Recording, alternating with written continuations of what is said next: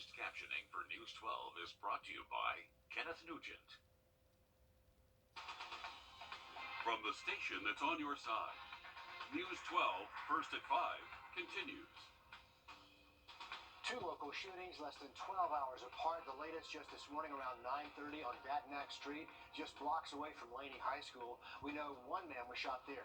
Deputies also investigating a shooting last night at the Dogwood Terrace Apartments on Old Savannah Road. That's just about 5 minutes from the shooting this morning. We're told a man was shot in the arm, but is expected to be okay. The Richmond County Sheriff's Office says their goal is to stay ahead of crime. Officers use data to identify crime hotspots around the county, and then they're able, they say, to focus resources on those areas. Will Rio reporting live from our newsroom about some new technology to help solve crimes and even stop some of them before they happen. Will. Starting this week, the Sheriff's Office says 25 cameras will be put in various locations across Richmond County. This is a part of a grant they applied for and a part of a new effort to try to prevent and fight violent crimes. The Sheriff's Office says they know where these cameras need to go based on hotspot policing. It's a preventative measure deputies are taking to stop violent crimes before they happen. They map out these locations by looking at past data on crime and shootings. The cameras are a very helpful tool because they can scan, read, and identify license plates and ID data for people entering known hotspots. This can alert the Sheriff's Office when that happens. It helps keep more eyes on neighborhoods without having deputies constantly patrol it.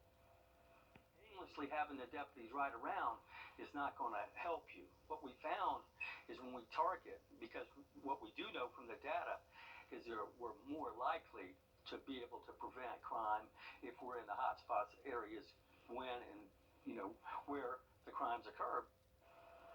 Coming up on News 12 at 6 o'clock, we're breaking down how these hotspots work and more on the new technology deputies are using to try to stop a lot of this violent crime. I know a lot of neighbors are anxious to see this plan work. Will, thanks very much for that. Let's head outside now as we give a quick check of the weather. May 24th. Today, local lawmakers speak out against a confirmed, leaked U.S. Supreme Court draft opinion that could signal the end of Roe v. Wade.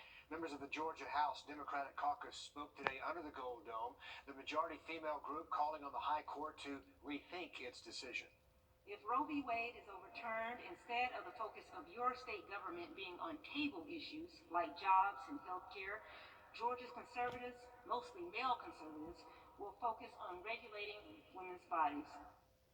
Meanwhile, over the weekend, protesters gathering and tensions continue rising across the country. A new CBS News poll showing nearly 2/3 of Americans want Roe v. Wade to be kept in place and abortion rights preserved. As Scott McFarland reports, some Democrats are now trying to shift this argument from the courts to Congress. After a weekend of protests outside the Supreme Court, outside churches, and even at the homes of some of the High Court's justices, the abortion debate shifts to the U.S. Senate later today as Democratic Senate Majority Leader Chuck Schumer begins the proceedings ahead of a Wednesday vote to codify abortion rights into law. Every American will see how every senator stands. They can't duck it anymore. A bill is already passed in the U.S. House, but has no clear path to the 60 votes needed in the U.S. Senate. He calls it a bill to codify Roe versus Wade, but that's not, in fact, what the bill does. It is a radical abortion bill, which sadly reflects where today's Democrats are. In a weekend interview with USA Today, Senate Republican leader Mitch McConnell said it's possible legislators could see a nationwide ban on abortion if the court overturns Roe versus Wade and if Republicans win control of Congress. But in new CBS News polling, 2/3 of women under 50 said overturning Roe could lead to more restrictions on contraceptives. Line up for abortion rights! A concerned Speaker Nancy Pelosi expressed on Face the Nation. This is about respect for privacy. What's next? What's next? Despite the protests that were seen over the weekend, there are political analysts and candidates who say this may not be the swing issue ahead of the midterm elections in an election cycle that so far has been defined by inflation, including gas and food prices. This week and this debate could change that. Scott McFarland, CBS News, the Capitol. In recent months, several companies, including Apple, Citigroup, Salesforce, and Yelp, have spoken out or announced shifts in their benefits policies because of several state-led efforts aimed at restricting or even banning abortion. Happening tonight, New Life Church is hosting a Refocus on Education event. It starts at 7 o'clock. They are specifically focusing on Columbia County schools. They say they'll talk about national trends in education, tracing their origins and their funding, and providing examples of those trends in the school district. Well, high temperatures today only making it into the low 70s so far this afternoon, but we're going to be doing a little bit of warming over the next couple of days. We'll break down the forecast coming up just after the break. And it's the season for sandcastles, and some Georgia students are taking those crafting skills above and beyond. We're going to show you what they're making ahead. First at 5. Time. More than 500 Savannah College of Art and Design students spent Friday out on Tybee creating beautiful sand sculptures for the 2022 Sand Arts Festival. And you know they're talented, as Maria Congito found. It's not just visual artists showing off their skills. Well, strategy was certainly the name of the game here today, and the artists who made masterpieces just like this one say they've spent the last few weeks prepping and learning different techniques to win their category. More than 100 teams made up of SCAD students and alumni got to show off their artistic talents by way of sand. The teams competed in a variety of categories, including sand relief, which are the designs built low to the ground. And then there was a sand castle, sand sculpture, and a wind category as well, where students could design and build kites. SCAD gave out over $20,000 in prizes, so the winning teams left with some cash in their hands. The teams were made up of students with all kinds of majors. Aja Jones says everyone on her team are performing arts majors who don't often work with their hands, but they wanted to give it their best shot and have some fun. We picked the sand sculpture because we felt like it was going to be one of the most difficult sculptures to build, and we wanted to showcase our skills as, students who don't typically work with our hands. I am so excited to see how everybody collaborates together. I mean, isn't that what SCAD's for? And remember, these are SCAD students. Don't be intimidated if your sandcastle doesn't look like the ones we just saw. Right. Even the ones who it's not their major to work with their hands. I mean, I don't think I could have. That's pretty good work. But Yeah. $20,000 for a sandcastle. After all the hard work, the sand sculptures are knocked down immediately. They want to have the best nesting environment possible for sea turtles because it's that season too. Right, but the school will be posting pictures of the sculptures on their social media pages for everyone to see. As for, I don't know you, I did the drip castles. I love the dribble castle. Yeah, that was my dad, Yeah. Floyd Putney original. There was a drip castle. Plus, Anthony, if you're dribbling, you're in the water, so you can stay in the edge of the water. You're still a little bit, you get to stay cool, but you also get to make the sandcastle. For me, I need to be hot to go into the water. So I need it to be 80-something degrees, the humidity cranking. I'm like, all right, I'll go dip in the water real quick and cool off, and I'll still make the sandcastles. Hey, I'll Gotta tell do you the drip method. Local swimming pools are not warming up this week. No, they are on the chillier side, and the lake is on the high temperature. They're 88 on Sunday, back to the 90s as we go through next Monday, and some of those long-term models forecast some mid to upper 90s, so we're going to be keeping a close eye on that. All right, thanks, Anthony. Do you collect baseball cards, comic books, Beanie Babies, maybe? Something else?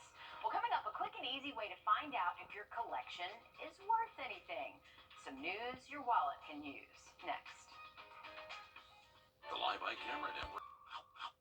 If you're like most people, you probably collected something as a kid. Comic books, baseball cards, Barbie dolls, thinking they might be worth something someday if you wait long enough. Yes, my mother made me leave things in the package, the Beanie Babies still with the tags on them. That's right.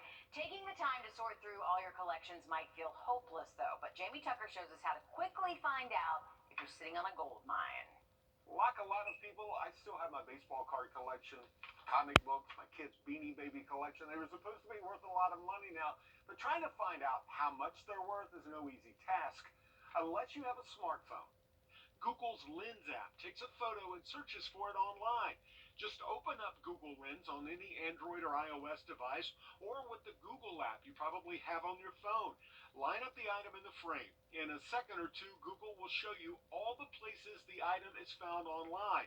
If it's a collectible, like this baseball card, it takes me to an eBay listing where I see someone selling the same card for $9. But this basketball card I almost overlooked is worth over $100. how many of us thought Beanie Babies would let us retire early. Google helped me find this one that just sold on Etsy and on eBay. It's selling for $14. It also works with things like Longaberger baskets, which we were sure could be worth thousands by now. Nope. It only shows you what someone else thinks it's worth, of course, but if you check eBay, search only for what someone actually paid for it. Depending on the condition of your collectible, that's what you can expect to get if you sell it. There is no guarantee that what you see on eBay is the same value of what you have, and it's even more difficult with sports cards, judging by just a picture. But you can get some idea if you're sitting on a gold mine or just a pile of memories. That's What the Tech. I'm Jamie Tucker. All right, we're going to put Google Lens to work there. There's a good reason to check those collections. They say one specific Beanie Baby is said to be worth, this is going to kill us, more than $600,000. But which one? I know. Rare baseball cards have sold for more than $5 million. So, you know, if you find the right buyer. Looks like I'm going to be scanning Beanie Babies tonight.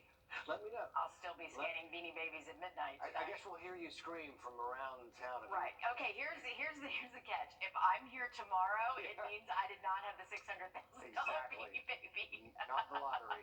Right. All right, registration opens today for swim lessons in Aiken County. The Parks and Rec Department offering 2-week sessions for all ages at the Smith Hazel Rec Center. It's the first of 4 sessions starting June the 6th. $50 per person. You can register in person at the rec center or apply for a scholarship to cover the cost of that class.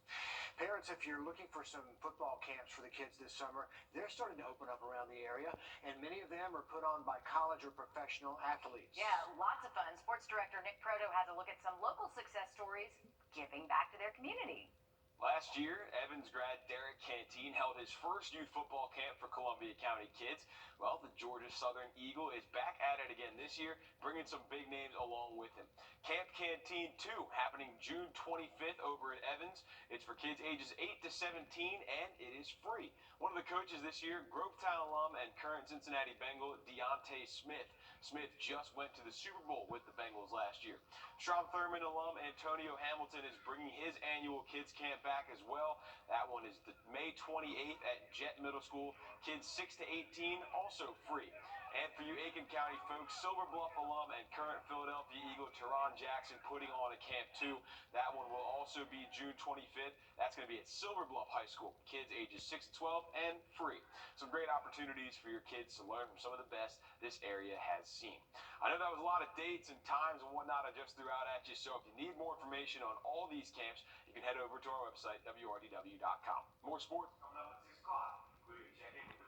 Looking forward to it. Nick, thanks.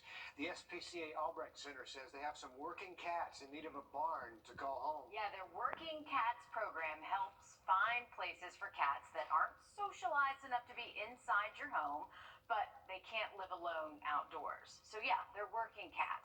That means they would do well in places like a barn, a stable, a garage, or maybe even a warehouse. And if you can help, the adoption fees are waived right now. The team at the shelter is able to help teach you how to transition these cats into their new space. But if you want your garage or your barn to be varmint-free, hire a working cat. Yep. You will never have another mouse ever again, or snake. They chase snakes away moles too. In the front yard. Yep. Get rid of them all. It's not a bad deal, Anthony. Hey, you had me get rid of all the snakes. Yes. The snakes, the mice, goodbye. I will be adopting a cat, and Stormer's going to have another buddy to run around with. All right, temperatures for tomorrow are going to be into the lower 80s, a little bit warmer than what we saw today, but staying dry through about Friday. Then some changes are expected. We'll look at that forecast when we come back. Don't deal with a serious... What's right? Brian Kemp. Is there anything else you need? Just let us know. Wrdw Equipment is your trusted source for all your outdoor power equipment needs. Not only do we offer the best sales and service in the area, we also carry all the top brands and products from Exmark, Husqvarna, Steel, and more. and if you're not looking to buy, we offer many choices on rental equipment too. With a reputation for quality products, Awesome customer service, and competitive prices. Lorwood, your #1 choice for power equipment. We don't just work here.